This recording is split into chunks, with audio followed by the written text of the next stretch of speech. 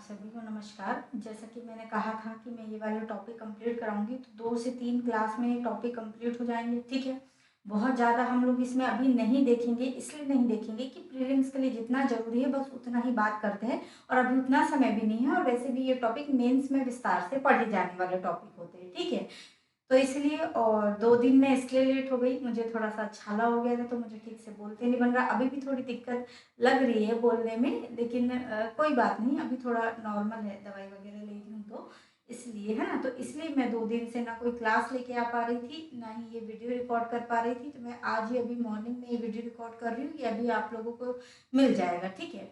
और रही ये बात कि जो क्वेश्चन हम लोग कर रहे हैं बैक ईयर, जो हमारे ओल्ड ईयर क्वेश्चन पेपर है उनसे जो हम कर रहे हैं वो कंटिन्यूअसली चलेगा। ठीक है, आज से मैं लगातार शाम से उसकी क्लास लूँगी। मेरे को थोड़ा छाले की वजह से दिक्कत हो रही थी बोलने में, मैं इसीलिए ही नहीं ले पा रही थी। ठीक है, और अभी आज से वो क्लास भी होगी डेली, है ना? चलो शुरू करते हैं।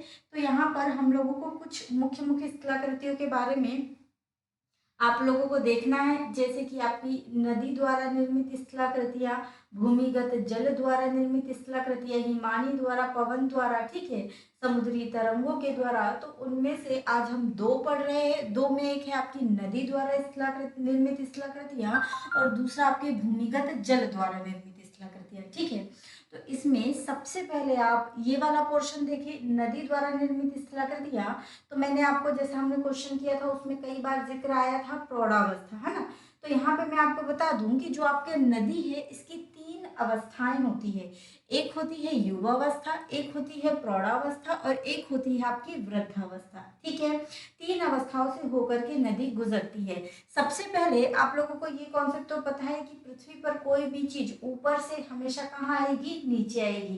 क्यों आएगी? क्योंकि आपका ग्रेविटी फोर्स है, गुरुत्वाकर्षण बल के कारण। ठीक है, तो नदी का जो उद्गम होगा वो किसी ऊंचे स्थान से होता है, और वो बहते हुए कहाँ आती है? नीचे की ओर, मतलब जहां उसको ढलान मिलेगा वहां वो आएगी। तो जब नदी अपने उद्गम स्थान से उद्गमित होती है, तो उद्गमित होने के कारण, चूंकि ऊंचे क्षेत्रों से हो रही है, पहाड़ी क्षेत्रों से हो रही है, ठीक है, समझना यहाँ पे कहाँ से हो रही है? पहाड़ी क्षेत्रों से हो रही है। और पहाड़ी क्षेत्रों से होने के कारण ये क्या करेगी? अपने ऊंचे स्थान पे इसको ना मृदा मिलेगी ना ज्यादा अवसाद मिलेगा। तो ये सबसे पहला जो काम करती है अपनी युवावस्था में, वो उसको काटने का। क्यों? क्योंकि उसको फोर्स भी रहता है, उसमें एनर्जी भी रहती है। ठीक है, फोर्स रहता है तो उसमें एनर्जी रहती है, और एनर्जी रहती है तो वो तेजी से काम करती है। और जब आपके पास एनर्जी होती है, आप अपने ऊपर से सोचो, जब आपके पास एनर्जी होती है तो आप किसी कार्य को एकदम तेजी से करते हो, और धीरे धीरे धीरे धीरे जब आपकी एनर्जी डल होने लगती है एक समय बाद, एक समय सीमा बाद, तो आपका कार्य करने की जो प्रक्रिया है वो कैसी हो जाएगी? धीमी हो जाएगी, टालने वाले, अरे चलो छोड़ो, ठीक है बाद में देखेंगे, ऐसा बहुत हो गया, इस टाइप से, है ना? तो इसी टाइप से आपकी जो ये नदी है ये भी करती है। तो ये उद्गमित होती है, तो उद्गमित होने के कारण, चूंकि अपने स्थान से उद्गमित है, पर्वतीय है, ढलान क्षेत्र मिल रहा है, तो तेजी से बहेगी, मतलब वेग भी इसका अधिक होगा, ऊर्जा भी इसके पास ज्यादा होगी। जब ऊर्जा इसके पास ज्यादा होगी तो यहाँ पर ये 4 मुख्य स्थलाकृतियों का निर्माण करती है। कौन कौन सी? एक तो क्या बनाएगी? गॉर्ज बनाएगी। क्या बनाएगी? कैनियन बनाएगी। क्या बनाएगी? वी आकार की घाटी बनाएगी। क्या करेगी? जलप्रपातों का निर्माण करेगी। और क्या करेगी? क्षिप्रिकाओं का निर्माण करेगी। ठीक है, तो अपनी युवावस्था में ये अपर्दनात्मक काम करती है। कौन से कार्य करती है? अपर्दन के, सिर्फ और सिर्फ कटाव के काम करती है, इरोजन के काम करती है। ठीक है, इसके कई टूल्स भी होते हैं इरोजन के लिए, है ना? जैसे सन्नी घर्षण, अपघर्षण, इस प्रकार की कुछ प्रक्रियाएं अपनाती है। छोटे मोटे कंकड़ पत्थर कणों को लेकर के अपनी तली को घसने का, अपने किनारों को घसने का, इस तरीके से ये काम करती है। तो बस आपके लिए अभी फिलहाल एग्जाम के पॉइंट ऑफ व्यू से जरूरी ये है कि जो ये युवा अवस्था है, इस युवा अवस्था में जो नदी है ये गॉर्ज और कैनियन बनाती है, वी आकार की घाटी बनाती है, जलप्रपात बनाती है, और क्या बनाती है? शिप्रिका। बस इतना याद रखना, किसमें? अपर्दनात्मक कार्य करती है, युवावस्था में ये बनाती है। अभी जो गॉर्ज, कैनियन और वी आकार की घाटी, इसमें कई बार लोगों को कंफ्यूजन होता है। तो यहाँ समझना, ये जो एक आकृति आपको नीचे की ओर दिख रही होगी, तो इसमें मैंने बनाया है, जैसे ये छोटा वाला जो वी आपको आकार दिख रहा है, जिसमें ए पॉइंट और ए पॉइंट लिखा है, तो ये जो ए पॉइंट है आपका, ये कहलाता है गॉर्ज। मतलब छोटी जो घाटी है वो क्या कहलाती है? गॉर्ज कहलाती है।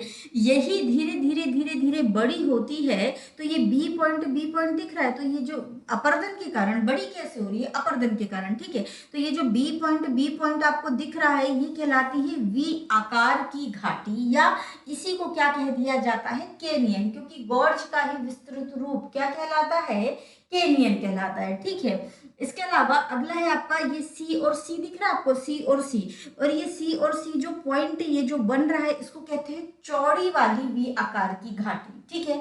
तो यहाँ पे आपका गॉर्ज भी आपने समझ लिया, कैनियन भी आपने समझ लिया। कैनियन को ही एक तरीके से वी आकार की घाटी ही कहा जाता है। कैनियन थोड़ा सकरा और लंबा हो जाता है तो वो कहलाने लगता है कैनियन। अगर थोड़ा सा गहराई कम है तो वो कहलाने लगती है वी आकार की घाटी, और थोड़ी चौड़ाई अधिक है तो वो कहलाने लगती है बड़ी वी आकार की घाटी, ठीक है। मुझे थोड़ा प्रॉब्लम हो रही बोलने में, पर थोड़ा समझने का प्रयास करना, है ना। तो ये चीज हो गई। इसके अलावा अब नदी अपने उचले क्षेत्रों से कहाँ प्रवेश कर रही है, धीरे धीरे निचले भागों में। तो नदी यहाँ से जो कुछ कटाव की है, जो मटेरियल इसने अपने साथ पहाड़ों का कटाव की है, उस बड़े बड़े मटेरियलों को ये लेकर के नीचे आएगी, और यहाँ जहां भी उसको ढलान मिलेगा, उस ढलते भाग में इस बड़े बड़े मटेरियल्स को क्या कर देगी, छोड़ देगी, इन बड़े बड़े अवसादों को छोड़ देगी। तो जहां पर भी जो पर्वत का पदी क्षेत्र होता है, यानी नदी का नीचे उतरने की जो अवस्था होती है, उसमें जो निम्न बिंदु होता है, वहां पे अपने बड़े बड़े मटेरियल्स यानी बड़े बड़े चट्टानी कणों को छोड़ने की जो उसकी स्थिति है, उसके बाद जो आकृति बनती है, या तो वो जलोढ़ शंकु कहलाता है, या तो वो जलोढ़ पंख कहलाता है, ठीक है। अगर चौड़ाई से दूर दूर तक फैला दिया है तो ये जलोढ़ पंख कहलाएगा, अगर एक जगह इकट्ठा कर दिया है तो ये जलोढ़ शंकु कहलाएगा, ठीक है। तो जलोढ़ पंख और जलोढ़ शंकु ये किस प्रकार की आकृति है, ये निक्षेपणात्मक आकृति है, ठीक है। तो नदी के द्वारा अवसादों के या चट्टानी टुकड़ों के निक्षेपण से बनी आकृति ही क्या कहलाती है, जलोढ़ पंख या जलोढ़ शंकु कहलाती है, ठीक है। अगला होता है यहाँ पर ये जो वी आकार की घाटी जहां ये अपर्दन करके बना रही थी, देखो ये जो प्रौढ़ावस्था है, यहाँ पे अपर्दन और निक्षेपण दोनों का काम चलता है, मतलब यहाँ अपर्दन भी करती है, निक्षेपण भी करती है, ठीक है। तो निक्षेपण में आपने देख लिया, सबसे पहले इसने क्या करी, बड़े बड़े चट्टानी टुकड़ों को छोड़ दी, जलोढ़ पंख या जलोढ़ शंकु का क्या कर दी, निर्माण कर दी। अब यहाँ पर जो आपकी यू आकार की घाटी है, इस वी आकार की घाटी के किनारों को जब नदी के द्वारा ज्यादा अपर्दित किया जाता है, तो इस वी आकार की घाटी का जो आकार है कुछ इस तरीके से हो जाता है। जब इसके किनारों को ज्यादा अपर्दित करने लगती है तो ये क्या बन जाती है, यू आकार की घाटी। तो यू आकार की जो घाटी है ये कहाँ मिलती है आपको, ये इसकी प्रौढ़ावस्था में मिलती है, ठीक है। इसी के साथ नदी ने बड़े बड़े मटेरियल्स तो यहाँ पर छोड़ दी, अब उसमें छोटे छोटे मटेरियल्स भी तो है, उन छोटे छोटे मटेरियल्स को लेकर के लगातार आगे बढ़ती है, और मैदानी भागों में अब तो मैदानी भाग में आएंगे, तो यहाँ मैदानी भाग में इसने प्रवेश करी, तो ये छोटे छोटे मटेरियल से इसका बोझ क्या हो जाता है, बढ़ जाता है। ये जो छोटा छोटा गाद इसमें है, इस गाद की वजह से, इस अवसाद की वजह से नदी का क्या हो गया, भार बढ़ गया। नदी का जब भार बढ़ गया तो अब वो कैसे चलने लगेगी, हिलते डुलते, मतलब लहराते हुए सर्प की तरह। तो इसी को क्या कहते हैं, विसर्प कहते हैं, ठीक है। तो अब नदी कैसी चलने लगी है, कुछ ऐसी ऐसी चलने लगी है, ऐसी ऐसी चलने लगी, विसर्प की तरह, ठीक है। तो अब ये विसर्प की तरह जब चलती है तो इसके जो ये वाले भाग है, ये दिख रहे हैं अवतल, उत्तल और अवतल वाले जो ये भाग है, यहाँ के किनारों पर जैसे नदी का जल आया, यहाँ फीका, यहाँ से टकराया तो इस भाग का कटाव करेगी, फिर यहाँ टकराया तो इस भाग का कटाव करेगी, आगे जाएगी, फिर यहाँ टकराएगा तो इस भाग का कटाव करेगी।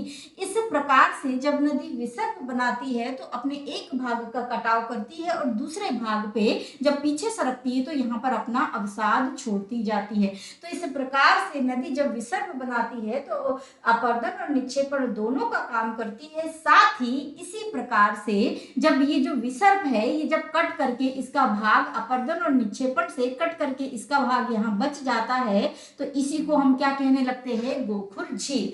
कई बार गोखुर झील प्रौढ़ावस्था में नजर आती है, कई बार गोखुर झील वृद्धावस्था में भी नजर आती है, ठीक है। अब चूंकि नदी मैदानी भागों से बह रही है, बहुत सारा अवसाद उसने अपने अपने साथ लेकर के चलने लगी है, तो यही अवसाद को लेकर के वो धीरे धीरे आगे बढ़ेगी, विसर्प के माध्यम से, मतलब लहराते हुए बहेगी। आप डाल दो किसी के सर पे बोझा बहुत सारा और उसको बोलो चलो, तो उसकी देखना उसकी चाल अपने आप डगमग हो जाएगी। तो वैसी नदी के साथ भी होता है, ठीक है। अभी मैं इसको बहुत अच्छे से लंबाई से नहीं, क्लियर है तो आपके जीवन पर ही आधारित करके मैं इसको अच्छे समझा देती, लेकिन अभी समय की भी कमी है और मुझको थोड़ा दिक्कत भी है, और अभी फिलहाल इतना लंबा जाने की आवश्यकता भी नहीं है। तो जितना बताया जा रहा है बस उतना ही इंपॉर्टेंट है, प्रीलिम्स के दृष्टिकोण से इतना याद रखना है ना। अब ये आगे बढ़ेगी इस अवसाद को लेकर के, मटेरियल्स को लेकर के। तो अब नदी चूंकि पूर्णतः निम्न तल में बहने लगी है, और निम्न तल में बहने के कारण नदी का जो मार्ग है, जिस मार्ग से वो बह रही थी, अवसाद उसमें गाद अधिक होने के कारण अब वो अपने फ्लो से क्या आ जाएगी, ऊपर आ जाएगी। और जब नदी अपने फ्लो से ऊपर आ जाएगी तो क्या लाएगी, बाढ़ लाएगी। फिर जब नदी में जल कम हो जाएगा, अपने फ्लो से अंदर होगी, तो कई बार प्राकृतिक तटबंधों का निर्माण करेगी, नदी रोधिकाएं बनाएगी। गुम्फित नदी मतलब जगह जगह अवसाद छोड़कर उस जगह को छोड़कर के दूसरी जगह से बहने लग जाना, तो गुम्फित नदी कहलाता है, वो गुम्फित नदी बनाएगी। यहाँ पर भी गोखुर झील देखने को मिलता है, और अंत में अपने मुहाने के पास पहुंच करके क्या बनाएगी, या तो डेल्टा बनाएगी या तो ज्वारनद बनाएगी। अधिकांश वे नदियां जो लंबाई में बहती है और मैदानी भाग में ज्यादा बहती है, वे नदियां डेल्टा बनाती है, जबकि भ्रंश या पठारी या पर्वतीय क्षेत्रों में बहने वाली नदियां ज्वारनद का निर्माण करती है, क्योंकि उनमें ज्यादा अवसाद ही नहीं होता, तो वो डेल्टा नहीं बना पाती। यानी जो नदियां डेल्टा नहीं बना पाती वे नदियां ज्वारनद का निर्माण करती है, ठीक है। अब यहाँ पे कई बार एक पुनर्यौवन भी आपने नाम सुना होगा, नदी में पुनर्यौवन आना आपने पढ़ाई करते दौरान ही सुना होगा, या एनसीईआरटी पढ़ी होगी तो उसमें सुना होगा। तो कई बार किसी कारणवश क्या हो जाता है, कोई भाग यानी नदी के मुहाने पर जब नदी अपने अंतिम दौर में पहुंचती है, तो कई बार ये क्या करने लगती है, ये कई बार इसका जो स्थल खंड है इसका क्या हो जाता है, उत्थान। और जब स्थल खंड का उत्थान हो जाता है तो नदी वही आकृतियां निर्मित करने लगती है जो किसमें करती है, अपनी युवावस्था में। अब जगह का उत्थान हो गया है, नदी को क्या मिल गया, उस जगह का क्या हो गया, उत्थान हो गया। अब नदी को क्या मिल गई, उत्थान वाली जगह, तो अब उसका क्या करने लग जाएगी, कटाव यानी अपर्दन। यानी जब नदी अपने अंतिम अवस्था में निक्षेपण के बजाय अपर्दन करने लग जाए तो उसको क्या कहते हैं, नदी का पुनर्यौवन कहते हैं। और कई बार ऐसा भी होता है कि नदी अपने मध्य अवस्था में या प्रौढ़ावस्था में ही वृद्धावस्था को पार कर जाती है। कैसे, जब किसी धरातल का भाग नीचे धंस जाए तो वे अपर्दन के बजाय निक्षेपण करने लगती है, तो वो नदी की क्या कहलाती है, वृद्धावस्था कहलाती है, ठीक है। तो बस आप इतनी याद रखें, युवावस्था में इन स्थलाकृतियों का निर्माण करती है, प्रौढ़ावस्था में इन स्थलाकृतियों का निर्माण करती है, वृद्धावस्था में इन स्थलाकृतियों का निर्माण करती है। अगर इस पे पुनर्यौवन आ गया तो पुनर्यौवन आने के क्रम में देखो, पुनर्यौवन आने के क्रम में ये पेनी प्लेन, घाटी के अंदर घाटी, सोपानाकार वेदिका, निक पॉइंट वाटरफॉल का निर्माण करने लगती है।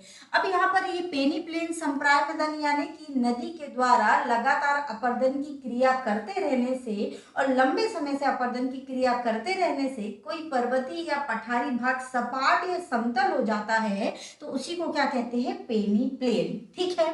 दूसरा, घाटी के अंदर घाटी, मतलब एक घाटी बनाई, अब नदी में क्या आ गया, पुनर्यौवन आ गया। अब उस घाटी के अंदर दूसरी घाटी बनाने लगी, मतलब यहाँ पर अभी घाटी के अंदर घाटी की स्थलाकृति में यहाँ बता रही हूँ, यहाँ पर ये थी यू आकार की घाटी, अब इसमें कटाव करके इसने क्या बना दी, वी आकार की घाटी, ठीक है। तो इस प्रकार से घाटी के अंदर घाटी या वैली इन वैली वाली जो स्थलाकृति है ये आपको कहाँ मिलती है, नदी के पुनर्यौवन होने की दशा में।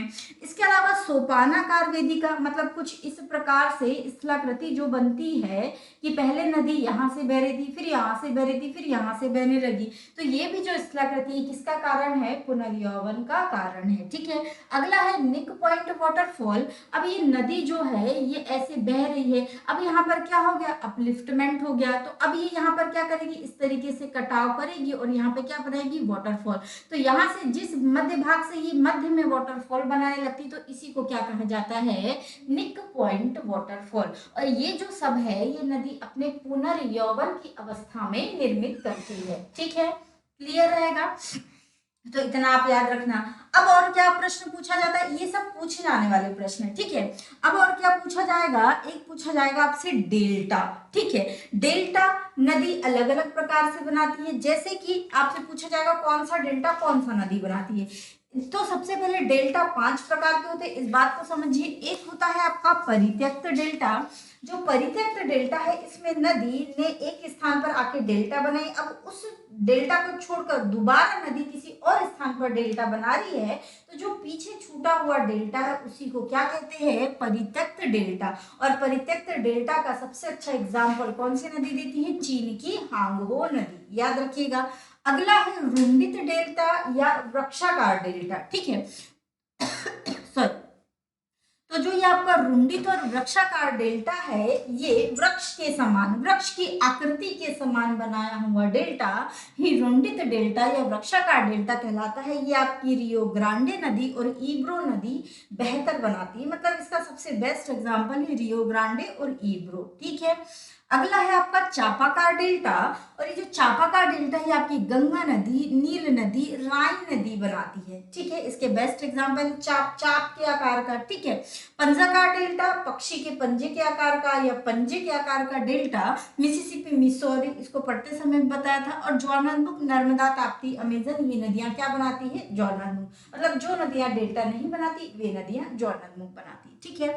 तो ये 5 डेल्टा है, और कौन सी नदी कौन सा डेल्टा बनाती है, इसको आप स्पष्ट रूप से याद रखेंगे, ठीक है। ये इंपॉर्टेंट है। अगला देखेंगे, चलो अगला है आपका भूमिगत जल, भूमिगत जल, ठीक है। भूमिगत जल यानी कि जो चूना प्रधान चट्टाने हैं वहां पर आपको भूमिगत जल के द्वारा निर्मित स्थलाकृति मिलेगी। जैसे ये कोई भूमि या कोई पहाड़ी क्षेत्र है, यहाँ पर जल ने चूना प्रधान चट्टानी क्षेत्र था, यहाँ पर जल ने अलग अलग दिशाओं से, जगहों से बह करके यहाँ क्या कर दिया, किसी भाग का अपरदन कर दिया, कोई भाग बचा रह गया। तो इस प्रकार से जो स्थलाकृति आपको नजर आएगी भूमिगत जल की, इसको कहेंगे क्लिंट या अवकूट। क्या कहते हैं, क्लिंट या अवकूट, है ना। कि जगह जगह चूना प्रधान चट्टान थी और इस जल ने जगह जगह पर क्या कर दिया, अपरदन कर दिया, और बीच के कुछ कुछ भाग बचे रह गए। ऐसी आकृति आपकी कहलाती है क्लिंट या अवकूट, ठीक है। एक होता है घोल रंध्र। तो जो आपकी भूमि है उसमें एक छिद्र बन जाना, छोटा छिद्र बन जाना, उसको घोल रंध्र या विलयन रंध्र कहते हैं। ये सब कहाँ होगा, जहाँ पे चूना प्रधान चट्टानें होगी, ये वही होगा। भूमिगत जल से निर्मित जो स्थलाकृति है वो कहाँ देखने को मिलेगी, वही देखने को मिलेगी जहां पर चूना प्रधान चट्टानी होगी। बस इस बात को दिमाग पे याद रखना, ठीक है। अब ये घोल रंध्र का ही विस्तृत रूप, मतलब घोल रंध्र घुलते घुलते घुलते घुलते बड़ा हो गया, तो इसके बड़ा रूप या विस्तृत रूप क्या कहलाने लगता है, डोलाइन कहलाने लगता है। अब घोल रंध्र थे, बड़ा हो गया, बड़े होते होते बहुत सारे डोलाइन बन गए। अब ये जो बहुत सारे डोलाइन बन गए, इनके बीच का भाग घुलते घुलते टूट जाएगा। जो बीच के बहुत सारे डोलाइन के बीच के भाग जो टूट जाते हैं और पूरे डोलाइन मिक्स हो जाते हैं, उसको क्या कहते हैं, विशाल गर्त या युवाला, याद रखना। उसको क्या कहते हैं, विशाल गर्त या युवाला। अब ये युवाला धीरे धीरे धीरे धीरे अपरदित होते होते होते होते क्या बन जाता है, एक विस्तृत, एक बड़ा, एक गहरा गड्ढा या गहरा कुंड बन जाता है। उसको क्या कहते हैं, उसको कहते हैं पोलजे, ठीक है। बड़ा, विशाल, गहरा और विस्तृत जो आकृति बन जाती है युवाला की, उसी को क्या कहा जाता है, पोलजे कहा जाता है, ठीक है। अब यहाँ पर ये देखो, ये है घोल रंध्र। अब घोल रंध्र से जल कहाँ जाने लगा, अंदर जाने, अंदर जाते जाते जाते ये धरातल के अंदर क्या करने लगा, कटाव करने लगा। क्यों, क्योंकि चूना प्रधान चट्टानें थी। अब लगातार कटाव करने के कारण ये जल किसी स्थान से अंदर गया और किसी स्थान से बाहर निकल गया। तो इस प्रकार से अंदर के अंदर जो आकृति बनती है, इनको क्या कहा जाता है, अंधी घाटी कहा जाता है। इनको क्या कहा जाता है, इनको अंधी घाटी कहा जाता है, ठीक है। अगला होता है एक जो आपका धरातल है, इस धरातल के अंदर क्या बन गया, एक गर्त बन गया, एक कुंड बन गया। अब इसी के द्वारा अंदर क्या बन जाती है, ये एक तरह से अंधी घाटी या कंदरा या गुफा, ये एक ही प्रकार है। तो अंदर क्या बन जाएगी आपकी, एक गुफा बन जाएगी, और इसके ऊपर जहां से जल रिस रहा था, ये जो भाग है कई बार ये टूट करके गिर जाता है और इसका कुछ ही भाग अवशेष रहता है। तो इसी को क्या कहा जाता है, प्राकृतिक पुल। तो आपने देखा क्लिंट, आपने देखा घोल गोलरंध्री, डोलाइन, युवाला, पोल्जे, ये सब किसकी आकृति है? भूमिगत जल द्वारा निर्मित आकृति है। ठीक है, इसके अलावा अब जल कहाँ जा रहा है? अंदर जा रहा है, भूमि के अंदर जा रहा है। तो जल की बूंद रिस रिस के इसकी छत के सहारे जो लटक जाती है, छत के सहारे जो लटक जाती है, इसको क्या कहते हैं? स्टेलेक्टाइट। इसको क्या कहते हैं? स्टेलेक्टाइट कहा जाता है। छत के सहारे जो लटकी हुई आकृति है, क्या होता है कि धीरे धीरे पानी बूंद बूंद बूंद बूंद टपकता है, पानी धीरे धीरे वाष्पीकृत होते जाता है और उसका जो ठोस मटेरियल है वो यहाँ पर जमता जाता है। तो इसी को क्या कहते हैं? आप स्टेलेक्टाइट कहते हैं। और यही बूंद बूंद नीचे भी गिरती है, तो नीचे गिर के भी ये कुछ इस प्रकार से त्रिकोणीय आकृति का निर्माण करती जाती है। तो इसको क्या कहते हैं? तो जो तल के नीचे त्रिकोणीय आकृति छत की ओर बनाई जाती है, उसको कहते हैं स्टेलेग्माइट। और एक समय ऐसा आता है जब ये स्टेलेक्टाइट और स्टेलेग्माइट दोनों आपस में मिल जाते हैं, तो इसको कहते हैं कंदरा स्तंभ। एक स्तंभ बना लिए, तो इसको क्या कहेंगे? कंदरा स्तंभ। तो इस प्रकार से दोनों जब आपस में मिल जाएंगे तो क्या बन जाएगा? कंदरा स्तंभ। ठीक है, और ये कंदरा स्तंभ आपको कई जगह देखने को मिलते हैं, देहरादून में, रोहतास में, चित्रकूट में, कुटुम्बसर में। इन सब को, ये जो चूना प्रधान चट्टाने द्वारा निर्मित जो ये आकृति है भूमिगत जल द्वारा, इनको कहते हैं कास्ट स्थलाकृतियां। कास्ट स्थलाकृतियां इसलिए कहा जाता है क्योंकि यूरोप में कि यूगोस्लाविया वाला क्षेत्र पड़ता है। आप देखेंगे यूरोप के